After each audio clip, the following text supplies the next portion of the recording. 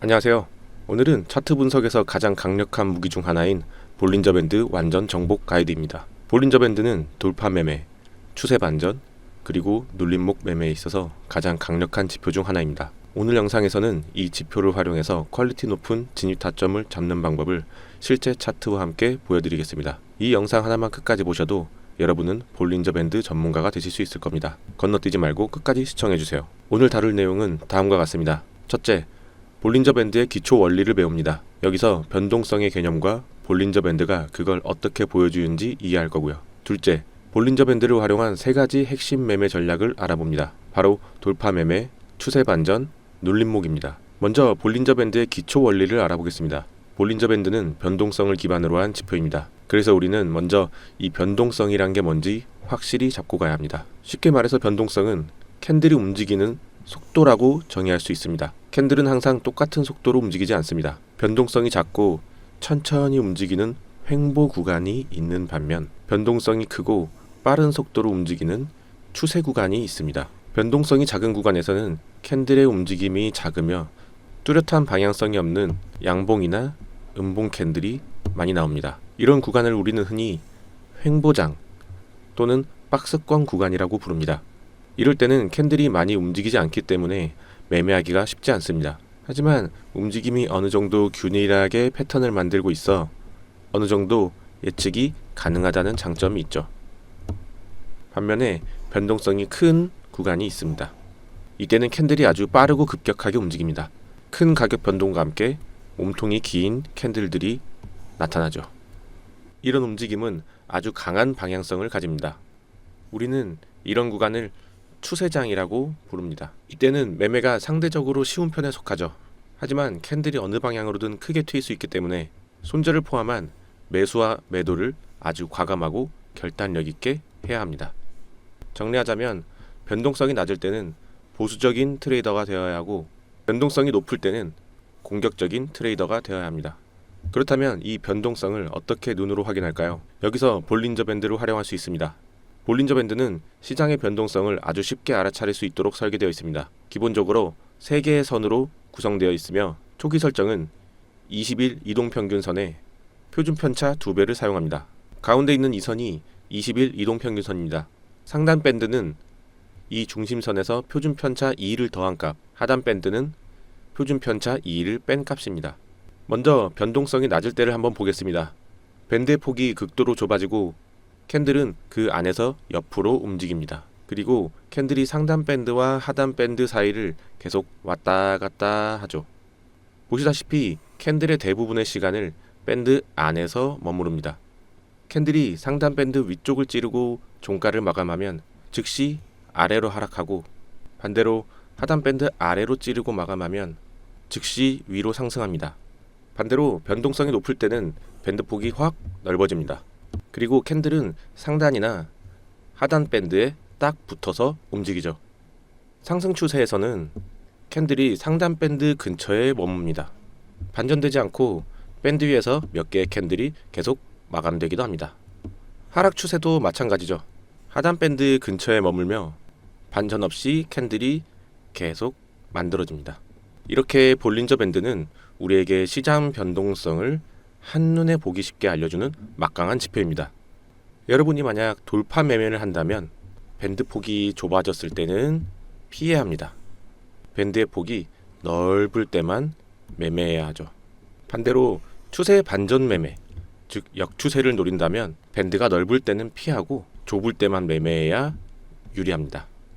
물론 밴드의 크기만 보고 맹목적으로 매매할 수는 없습니다. 명확하고 정확한 규칙을 가진 전략이 필요합니다.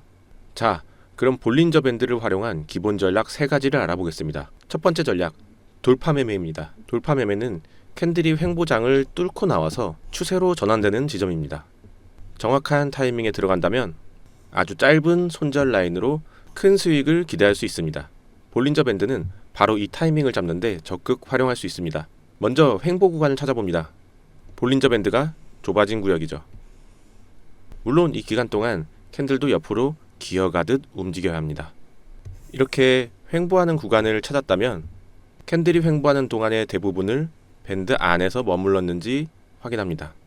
상단 밴드는 가격이 더 이상 상승하지 못하는 저항 역할을, 하단 밴드는 가격이 더 이상 하락하지 못하는 지지 역할을 해줬는지 확인하는 거죠. 이제 우리는 캔들이 볼린저 밴드를 뚫고 나가는 것을 기다립니다. 자, 이 캔들을 보면 캔들이 상단 밴드를 뚫고 그 위에서 마감하는 긴 양봉을 만들었습니다.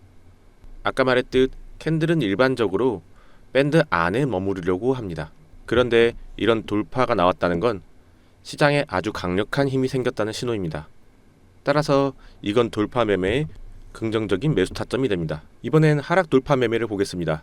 마찬가지로 볼린저 밴드가 좁혀진 횡보 구간이 보입니다. 캔들이 옆으로 움직이며 오랫동안 이 좁은 범위 안에서 이동한 것도 확인이 되고요. 마찬가지로 상단은 저항, 하단은 지지 역할을 해줬습니다. 이제 우리는 이 범위를 위나 아래로 뚫기를 기다리면 됩니다. 결국 이 캔들에서 음봉이 하단 밴드를 뚫고 내려가고 종가 마감합니다. 가격 하락을 방어하는 지지 라인이 붕괴된 거죠. 이로써 하락 추세가 확정이 되고 유효한 매도 타점이 됩니다. 두 번째 전략, 리버설. 이건 볼린저 밴드 안에서 가격이 계속 되돌아오는 성질을 이용해 고점 매도, 저점 매수하는 전략입니다. 앞서 말했듯 캔들은 대부분 밴드 안에서 머뭅니다. 그래서 캔들이 상단이나 하단 밴드를 건드리면 반대 방향으로 캔들이 움직이는 반전을 기대할 수 있죠. 매매 전략을 확인해 보겠습니다.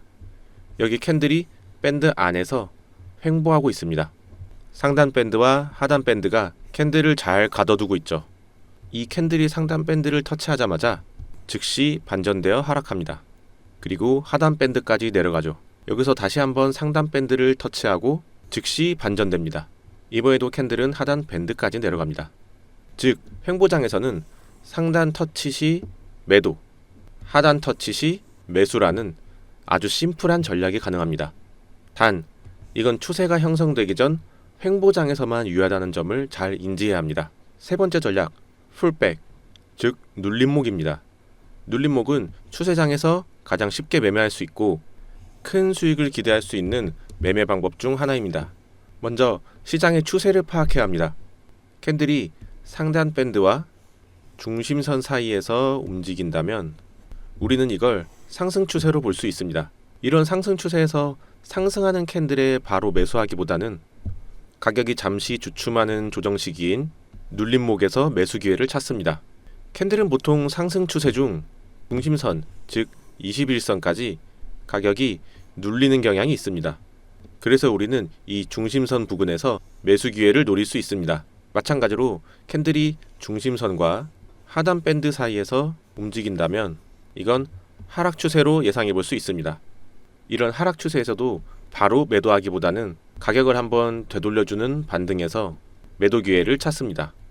역시나 이 반등 후 가격 상승에 저항이 되는 구간은 이 중심선에서 발생하므로 우리는 이 중심선 부근에서 매도할 기회를 볼 수 있습니다.